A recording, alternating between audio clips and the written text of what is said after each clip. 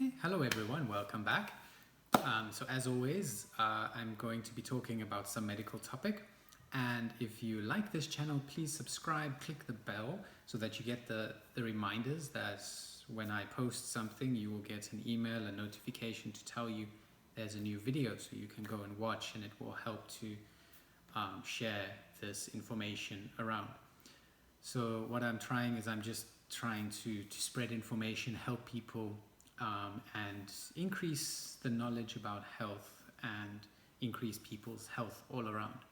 So today I'm going to be talking about wounds and wound healing and all of the different things that can help with wound healing.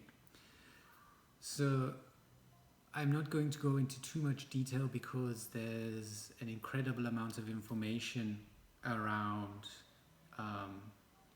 wound healing, the inflammatory cascades, and how blood clotting works, and how the inflammatory response in your body works. And there are many different macrophages and parts of your immune system and cells that form part of that, and that go towards the site of the wound.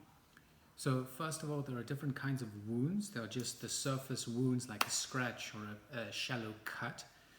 Then you get a deeper wound, and then you get a very deep wound. So if you classify a burn, grade 1, 2 or 3 burn, grade 1 burn would just be the top dermis layer of your skin.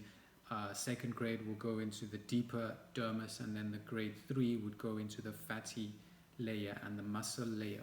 So it's about the depth of the wound is how they would classify the wound, if it's a shallow or a deep wound or a cut. So which levels of the skin it actually severs or goes through. So shallow wounds usually are quite easy to deal with. Depends on how big of a surface area it covers, and then it also depends on how much debris enters into your wound. So for example, someone who's been in a motorcycle accident and part of their leg has massive wounds or scrapes, depending on the deepness, it would be either mild or severe. If there's a lot of debris in there, it could also be dangerous because you get in bacteria and it can cause infections. Then opposed to someone who goes swimming and they cut their finger, or you dive in the ocean and you hit a rock and you maybe have a cut on your face, that would maybe be a bit of a less of a risk in the ocean, because salt water is a natural antibacterial, so it will already clean the wound. But if that happens in a dam or a pond or a river, for example, lots of bacteria and foreign matters can enter into that wound, and it might be more dangerous. Then something like metal, if you get cut on metal, especially rusted metal, that can be extremely dangerous because you can get lockjaw or lockjaw, and you'll need a tetanus injection. Then if you get a bite from an animal wound, you would also be required to have something either like a rabies shot, clean it out, that you don't get an infection. So there are different kinds of wounds, but just the common shallow burn wound, scrape or cut, I will be talking about. I'm not going to be talking about into too much detail about the third degree or very deep wounds or cuts or burns. But all of these things that I'm going to be telling you about can help for all 3 degrees. It can help for shallow wounds, and it can help for deep wounds as well. Some of these would help the deeper wounds much more, and in general, the quicker your wound heals, the less scar tissue there will be, and the more complete healing will take place. And it also depends on how healthy your body is, how much nutrients you are taking in, and I will be talking about things that delay and harm the healing process as well. Okay, so I've talked a little about how you get a wound.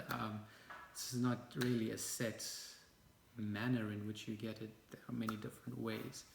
So next I'll talk about some of the macrophages or T cells that move towards that area that will start the healing process. So you can go and research each of these yourself. There's a lot of them, and each one of them has their own function, and each one of them will act in a slightly different manner.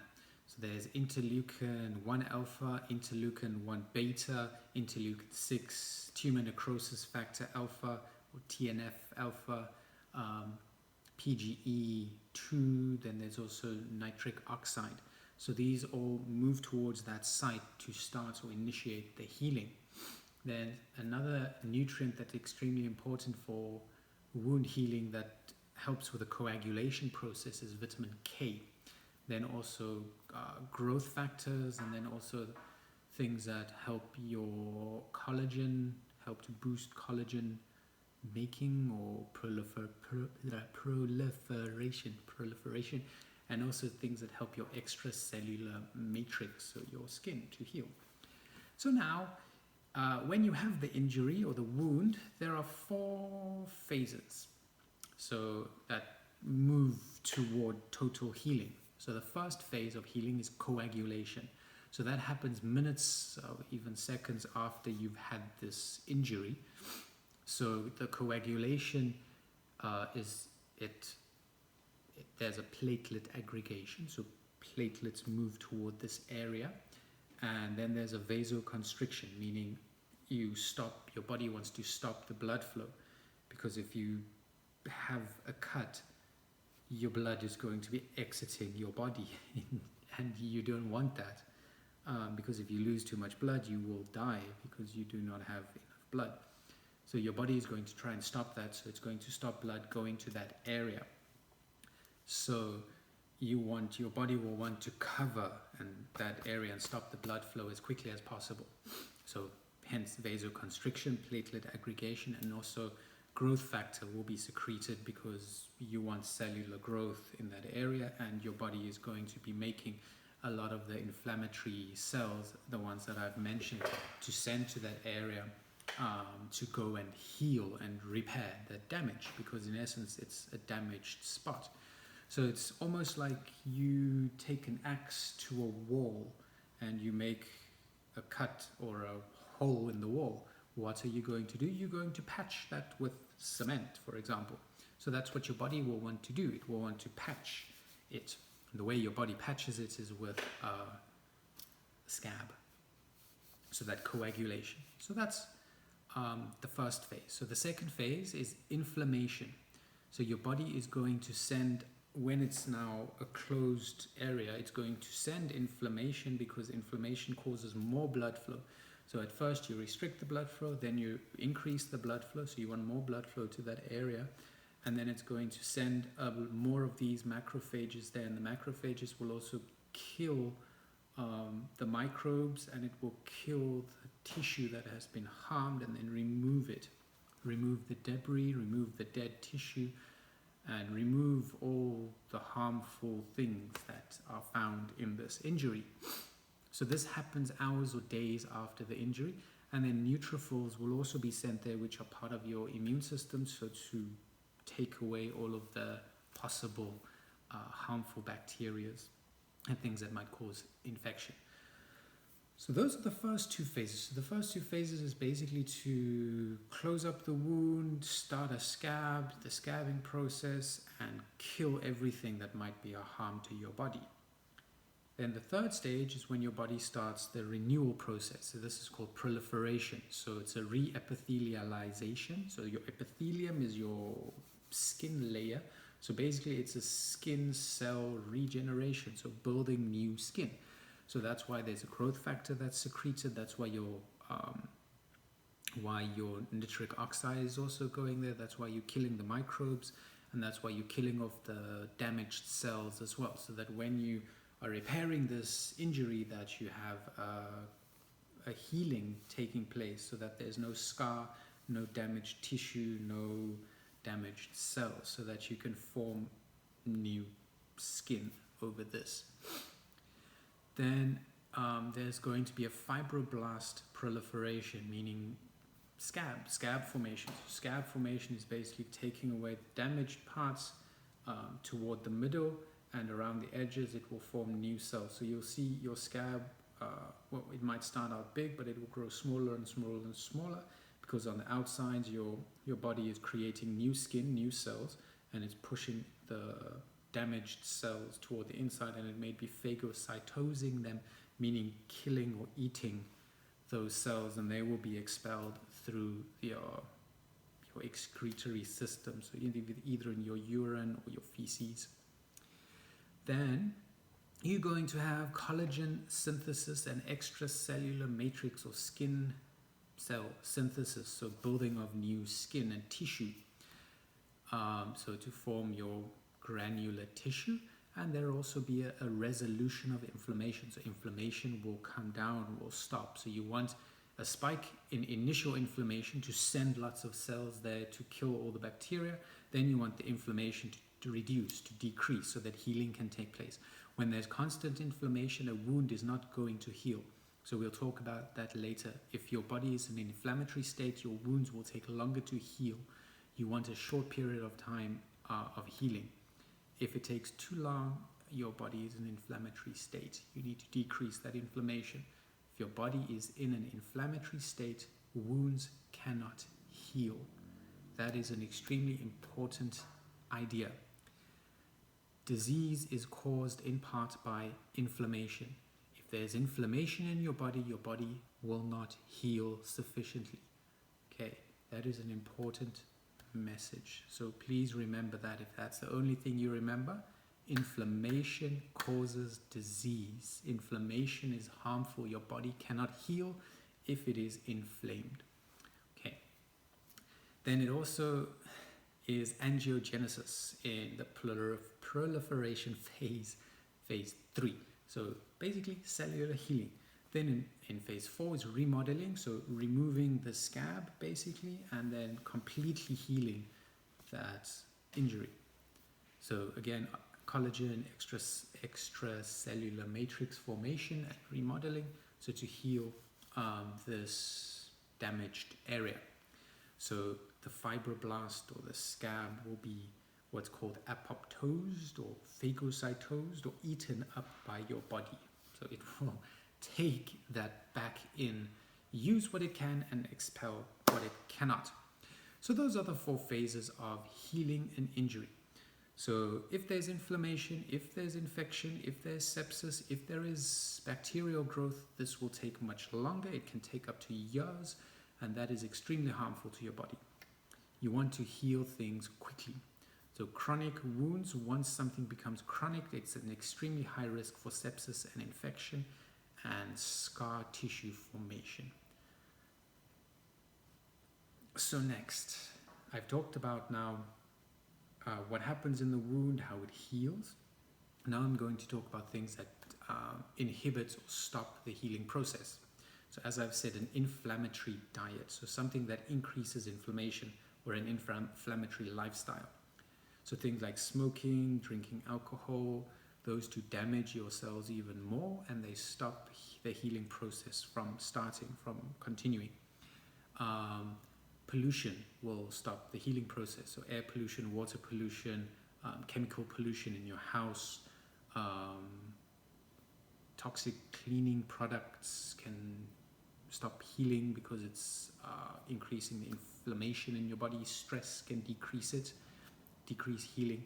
A diet, or what you are eating, your food that is low in nutrient density.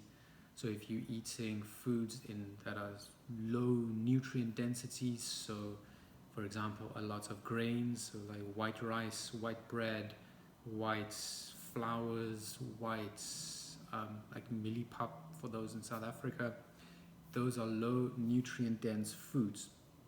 High nutrient dense foods would be fruits and vegetables, which have a whole range of different nutrients in. Also something like legumes, seeds, nuts, those are nutrient dense. They have a huge variety of nutrients.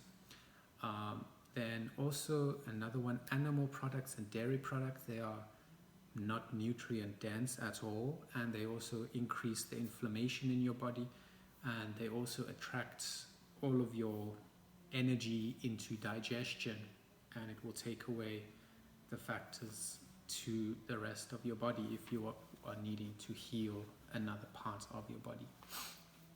Then also a high sugar or a high salt diet, a high processed sugar intake will increase bacterial growth, bacterial formation. Then also a diet or lifestyle high in processed foods. So they contain harmful materials that will harm your body. So if your body has to fight and repair wounds in too many places, then your outside wounds on your skin, for example, will take much longer to heal if your body is busy fighting something inside that you might not even be aware of. It might be trying to heal your liver or your intestines or your stomach or your colon, while you have something here on your skin, and this one on your skin is not healing because your insides are not healed. Then dehydration can also stop the healing process because your body needs to be hydrated, especially your skin. Increased reactive oxygen species, so meaning a molecule that contains oxygen that's reactive to things in your body. So this would also be animal products, especially animal products which have been cooked on an open flame. When it goes dark, that darker color, like a blackish color, those would be a random reactive oxygen species. So it can react with the things in your body and cause cellular change and cellular death.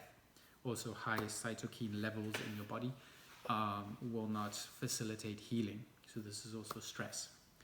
So then things that can increase healing. So an anti-inflammatory diet with lots of fruits, lots of vegetables, lots of nuts and seeds and fluids and plant-based eating will increase your healing. Then I'll mention just a few things. Cinnamon can increase healing. Curcumin, I've talked about curcumin quite a lot. That's turmeric. Turmeric is a really good one that will increase your healing. Green tea will increase healing, but I would get the young green tea, or I think it's a fermented green tea that doesn't have caffeine in, because caffeine is not a good thing for your body. It increases the inflammation in your body. So try and get green tea that has no caffeine. Then hibiscus will be anti-inflammatory and help heal your wounds. Something called Chinese rhubarb, red sage root, honeysuckle will also help.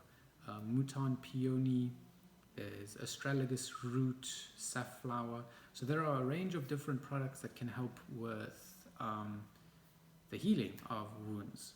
So you can look out for sometime in this week, I'll make a video as well about healing wounds, 5 in 5 video about 5 specific herbs that will help and boost healing, and there'll be some bonus ones in as well. So I hope this has helped, and have a wonderful day, stay healthy, and to God be the glory.